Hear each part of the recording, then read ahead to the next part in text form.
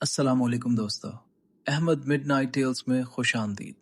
دنیا میں بہت کچھ ایسا ہے جو ہماری نظروں سے اوجھل ہے، وہ راز جو اندھیروں میں چھپے بیٹھے ہیں اور صرف اس انتظار میں ہیں کہ کوئی ان کی خاموشی کو توڑے۔ آج میں آپ کے لیے ایک ایسی ہی داستان لے کر آیا ہوں جو آپ سب کو یہ سوچنے پر مجبور کر دے گی کہ کیا واقعی ہم اس دنیا میں اکیلے ہیں یا ہمارے ساتھ کچھ ایسے سائے بھی بستے ہیں جن کا ذکر یہ دن دہلا دیتا ہے۔ تو بس خاموشی اختیار کر لیں، کیونکہ آج کی رات کی یہ پہلی کہانی شروع ہونے جا رہی ہے۔ تو چلیے شروع کرتے ہیں۔ اکتوبر 2019، رات کے 11 بج رہے تھے۔ فضا میں ایک عجیب سی سردی تھی جو ہڈیوں تک محسوس ہو رہی تھی۔ ایک لڑکا بالکل اکیلا ایک قدیم اور خاموش قبرستان کے سامنے کھڑا تھا۔ اس کے جسم میں ایک کپکپی تھی، لیکن وہ سردی کی وجہ سے نہیں بلکہ اس آن دیکھے خوف کی وجہ سے تھی جو سامنے اندھیرے میں چھپا ہوا تھا۔ وہ نہیں جانتا تھا کہ اس رات جو ہونے والا ہے وہ اس کی روح تک کو جھنجھوڑ کر رکھ دے گا۔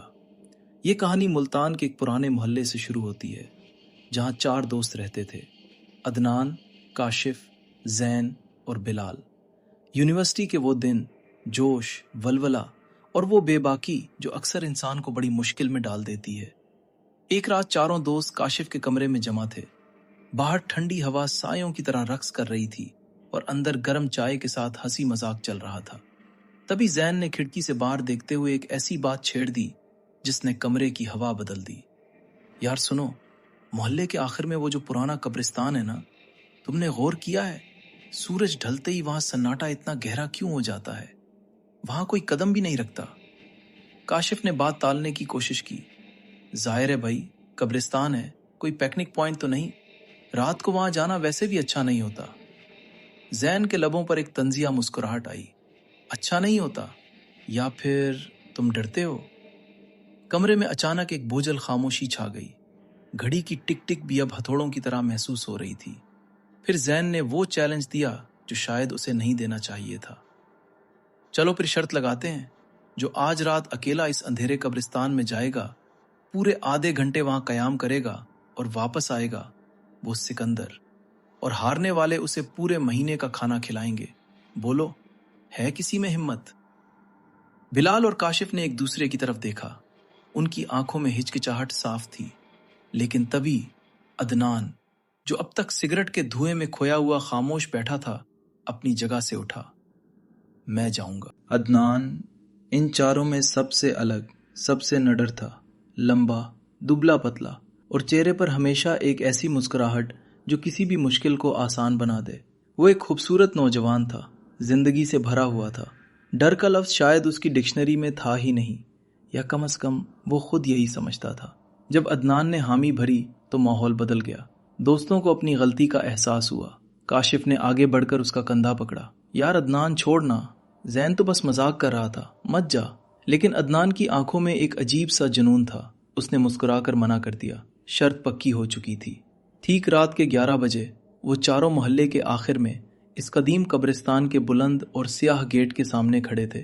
یہ قبرستان محض قبروں کی جگہ نہیں تھی، بلکہ صدیوں پرانی خاموشی کا ایک قبرستان تھا۔ اس کی اونچی بوسیدہ دیواریں جیسے آسمان کو چھو رہی تھی۔ اندر دیو ہیکل پرانے درختوں کی شاخیں رات کے اندھیرے میں پیچ و خم کھا کر کسی آسیب کے پھیلے ہوئے ہاتھوں کی طرح لگ رہی تھی۔ ہر طرف گہرا، دم گھٹنے والا اندھیرا تھا۔ قبرستان کا وہ بھاری لوہے کا دروازہ زنگ آلود اور صدیوں سے بند۔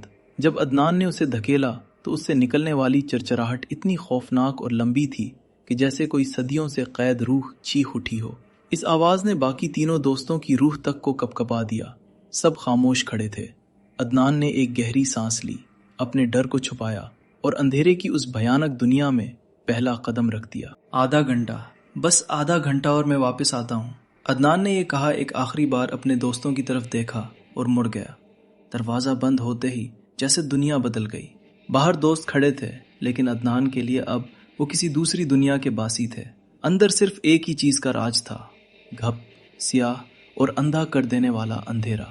عدنان نے کانپتے ہاتھوں سے اپنے موبائل کی ٹارچ چلائی۔ روشنی کا ایک کمزور سا دائرہ بنا، لیکن اس دائرے کے باہر وہاں اندھیرا اتنا گہرا اور بھاری تھا کہ جیسے کوئی کالی دیوار کھڑی ہو۔ عدنان آہستہ آہستہ اندر کی طرف بڑھنے لگا۔ اس کے قدموں تلے خشک پتوں کے ٹوٹنے کی آواز سناٹے کو چیر رہی تھی۔ دائیں، बाएं पुरानी बोसीदा कब्रें थीं, कुछ पक्की, कुछ कच्ची, और कुछ के कतबे टूटकर किसी अजनबी जबान में दुख की दास्तान सुना रहे थे।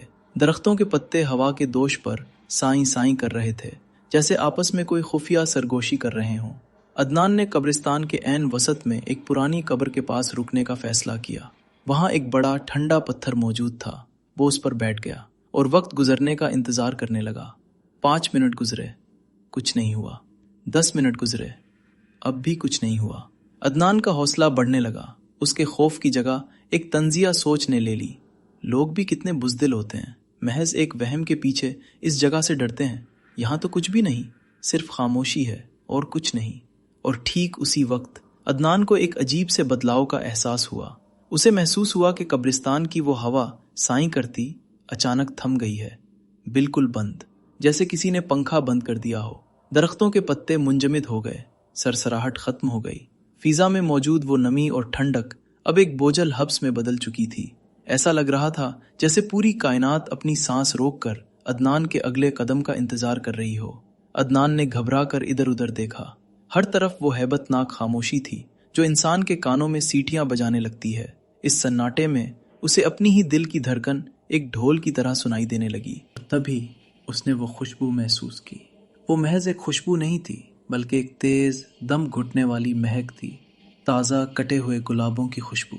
कब्रिस्तान के उस बेजान कोने में जहाँ सिर्फ मिट्टी और मौत का राज था, वहाँ ये महक कहाँ से आई? अदनान का दिमाग घूमने लगा। यहाँ उस वक्त ये खुशबू, कोई फूल नहीं, कोई कुल्ली नहीं, फिर ये क्या है? खुशबू इतनी तेज हो गई कि अदनान को अपना सर भारी महसूस होने लगा। उसे एहसास हुआ कि वो अकेला नहीं है। अंधेरे के उस हब्स में जैसे कोई साया बहुत आहिस्ता से उसके बिल्कुल करीब आ रहा था। डर गए? अदनान उछल कर खड़ा हो गया, जैसे किसी ने उसकी रूह को छू लिया हो। वो बिजली किसी तेजी से पीछे मुड़ा। उसके सामने कोई साया नहीं, बल्कि एक जीती जागती तस्वीर खड़ी थी।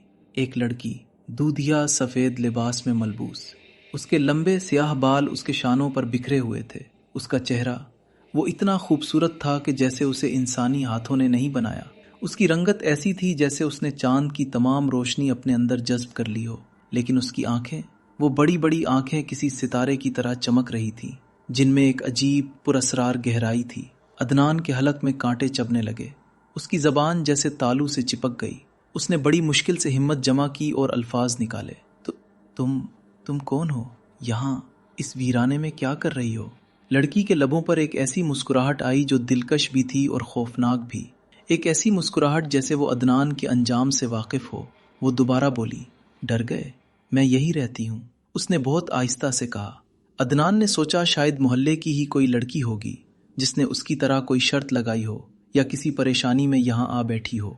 उसका डर आहिस्ता आहिस्ता कम होने लगा। यहाँ अकेली? उस वक्त अदनान ने पूछा। लड़की ने नजरें झुकाकर जवाब दिया, हाँ, मैं हमेशा यहीं होती हूँ, लेकिन आज पहली बार कोई मेरे पास आकर बैठा है। अदनान को पता ही नहीं चला कि वो आधा घंटा कब गुजर गया। वो उस अजनबी लड़की की बातों में खो गया था। वो अपने बारे में कुछ नहीं बताती थी, बस मुस्कुराकर बात बदल देती।